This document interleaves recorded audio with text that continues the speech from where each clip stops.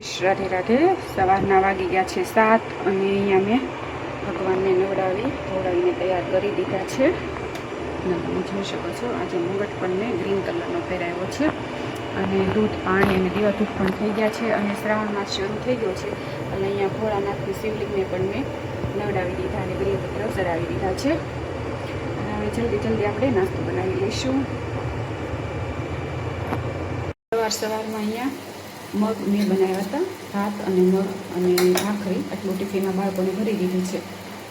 અને હવે અહીંયા દૂધ પણ ગરમ કરવાનું છે અને ચા ઉકળે છે, ચા પી લઈએ અને પછી સીધી આપણે રસોઈ લેવાની છે, કારણ કે રસોઈમાં ઝાઝી કરવાની હોય એટલે થોડુંક વહેલા લેવું પડે. એટલે સવારમાં હું 8 વાગે ત્યાં કુકર મૂકી દઉં છું અને આખો દિવસ મારે રસોઈમાં જ જાય છે. સવારથી 9 વાગ્યાની સ્ટાર્ટ રસોઈ કરું છું એટલે ઠેઠ 2 વાગ્યા સુધી, અને 2 વાગ્યા પછી બધું કામ કરું એટલે સીધા 4 વાગી જાય. હજી મને બ્લોગ બનાવતા બહુ નથી આવડતું એટલે હું મારી રીતે બનાવીને મૂકું છું. તમે જરૂરથી પસંદ કરજો. અને વાગી ગયા છે 8:30 અને અહીંયા મેં ભાત લઈ લીધા છે. ભાત થોડીક વાર માટે અડધી કલાક માટે પલાળી દીધા છે અને હવે દાળ ઓરી દઈશું. દાળ બફાઈ ગઈ છે અને ઉકળે છે. દાળ પણ ઉકળવા મૂકી દીધી અને એના વઘાર પણ મેં કરી દીધો છે.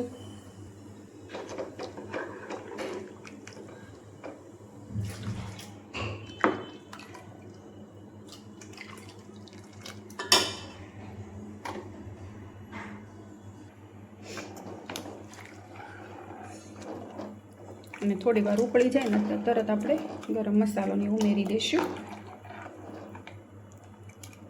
અને દાળ બનાવવાનો વિડીયો મેં પહેલી વારે પણ મૂકેલા છે.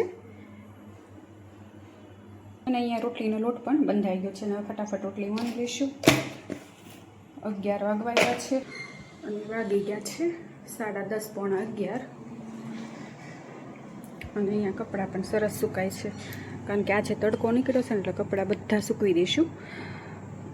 આજે તડકો નીકળ્યો છે એટલે મેં કપડાં બધા બહાર સૂકવી દીધા છે અને ફટાફટ સુકાઈ જાય એટલે સંકેલીને મૂકી દો. અને આજે ફળિયું પણ એકદમ ચોખ્ખું લાગે છે. નહીં તો ચપ્પલના ગારા વેડે બધું અંદર આવે છે અને આખા દિવસમાં 2-3 વાર ધોવું પડે. અહીંયા તમે જોઈ શકો છો. અને અહીંયા મારે પાણી ભરાય છે એટલે મેં થોડોક જુગાડ કર્યો છે. અહીંયા સિમેન્ટ પાથરી દીધી અને પછી ઓલા કોથળા મૂકી દીધા છે.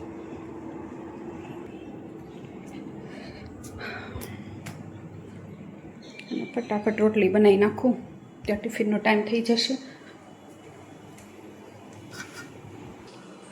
અને હજી જો તમે સવારના વાસણ પણ ચડાવવાના બાકી છે અને અહીંયા સવારના વાસણ પણ પડ્યા છે.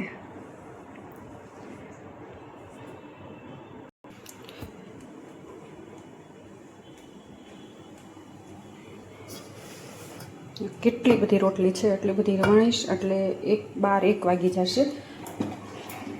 ટિફિન તો આપણે 12 વાગે ને ત્યાં પહોંચાડી જ દેવાના. અને દાળ પણ સરસ ઉકળી ગઈ છે. હવે શાક શેનું કરવું ને વિચાર કરું છું, કારણ કે સવારમાં તો મગનું શાક કર્યું છે અને અત્યારે હવે સોળી મગાવીને અને સોળીનું જ બનાવી નાખીએ. અને આજે બીજ છે એટલે અને અહીંયા બનાવી છે પૂરી અને જે અડધી પૂરી બનાવું છું. અને થઈ ગયું છે મોડું અને દૂધ પણ ગરમ થઈ ગયું છે અને અડધા ટિફિન પણ ભરાઈ વહી ગયા છે. અને અહીં આપણી ખીર છે, ખીર અને બટેટાનું શાક છે, મરચાં છે અને અડધા ટિફિન ભરાય છે અને અડધા બાળકોએ બધાએ જમી લીધું છે અને જમતા જાય છે. હું બનાવતી જાઉં છું અને થોડીક પૂરી છે એ પૂરી કરી દઈ. અને આજનું મેનુ મારું રાતનું છે પૂરી, ખીર અને બટેટાનું શાક. જો તમને આજનો મારો નાનો બ્લોગ ગમ્યો હોય તો લાઈક કરજો, શેર કરજો અને સબસ્ક્રાઈબ કરજો. હું કાલે મળીશ. જય દ્વારકાધીશ.